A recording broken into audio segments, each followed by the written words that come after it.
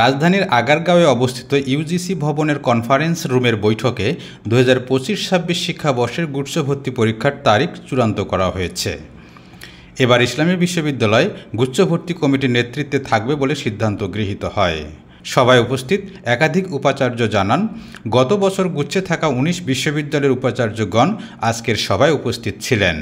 নতুন কোনো বিশ্ববিদ্যালয় এখনও যুক্ত হয়নি, তবে ইউজিসি এবং শিক্ষা মন্ত্রণালয় অন্য বিশ্ববিদ্যালয়গুলোকে গুচ্ছ প্রক্রিয়ায় আনার চেষ্টা করবে।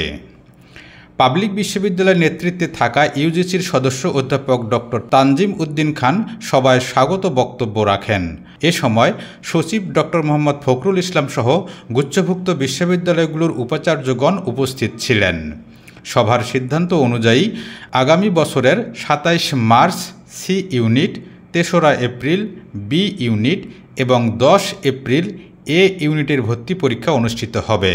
যশোর বিজ্ঞান ও প্রযুক্তি বিশ্ববিদ্যালয়ের উপাচার্য অধ্যাপক ডক্টর মোহাম্মদ আব্দুল মজিদ বলেন, গুচ্ছের 2024-25 শিক্ষাবর্ষের সমাপ্তি ঘোষণা এবং আর্থিক হিসাবসহ কিছু নিয়মিত কর্মকাণ্ডের জন্য আজকের সভা অনুষ্ঠিত হয়েছিল।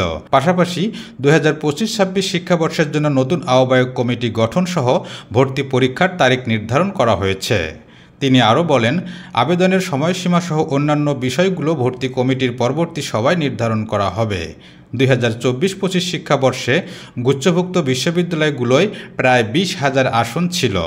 আসন সংখ্যা বাড়ানোর বিষয়ে আলোচনা হয়নি, তবে নতুন কোনো বিশ্ববিদ্যালয় যুক্ত হলে বা কোনো প্রতিষ্ঠান আসন সংখ্যা বৃদ্ধি করলে মোট আসন সংখ্যাও বাড়বে।